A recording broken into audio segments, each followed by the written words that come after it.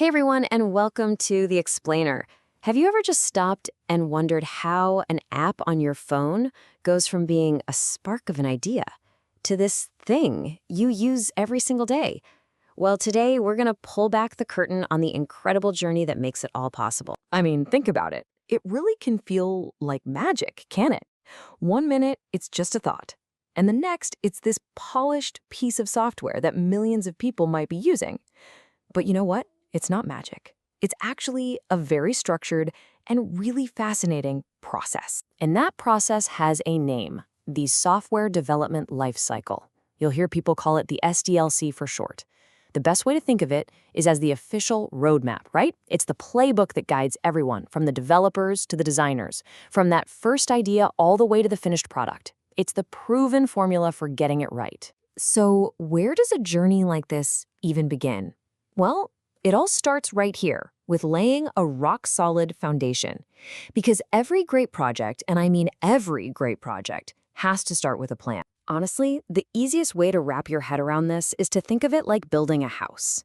You wouldn't just grab a hammer and some nails and start building, would you? Of course not.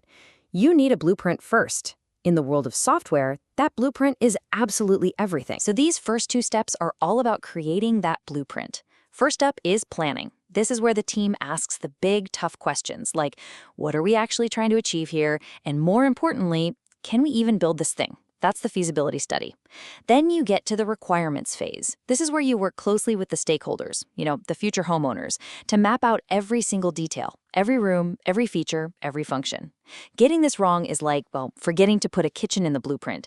It's a disaster you want to avoid. All right, so the blueprint is locked in, everyone signed off. Now it's time to get our hands dirty. We're moving from the plan to the actual product. This is where the digital construction really begins. And this stage really has two key parts. First is the design.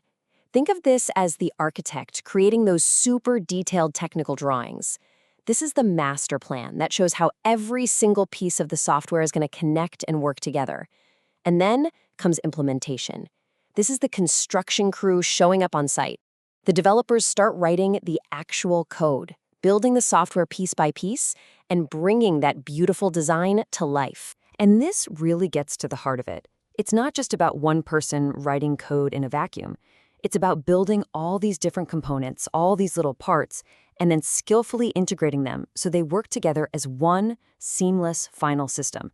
The digital walls are officially going up. So, the house is built. It looks great. But before we can even think about handing over the keys, we have to make sure it's not going to fall apart the second someone walks in. This is the reality check.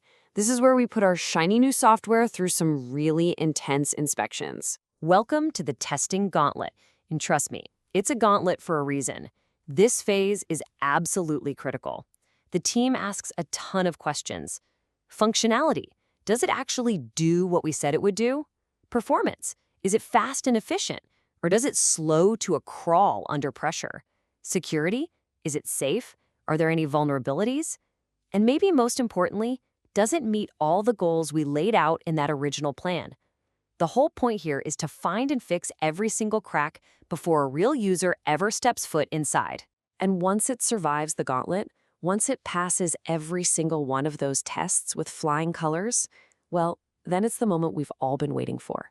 It is time to go live.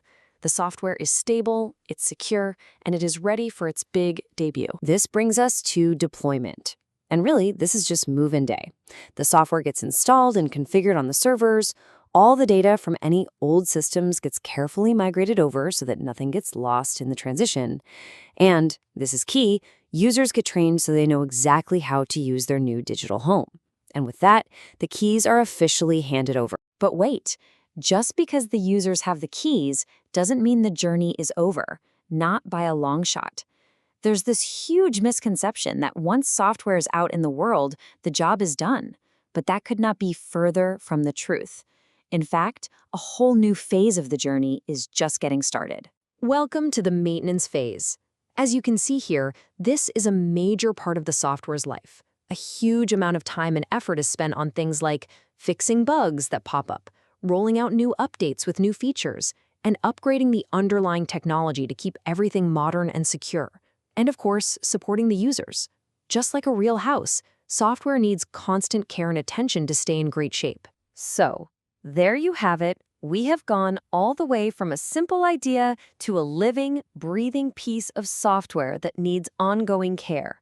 Let's do a really quick, powerful recap of this entire journey, just so we can see it all in one place. Okay, here it is. The whole SDLC in 7 essential steps.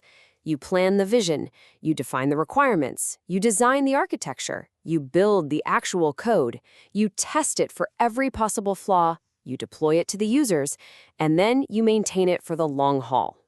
That, right there, is the framework that brings order to the beautiful chaos of creation. And that brings us to one final thought. This process isn't just a friendly suggestion. It's a discipline that has been forged over decades of successes and, let's be honest, failures. So I'll leave you with this question to chew on. In a world that literally runs on code, what are the real-world consequences when we try to take a shortcut and skip a step? Thanks for joining us on The Explainer.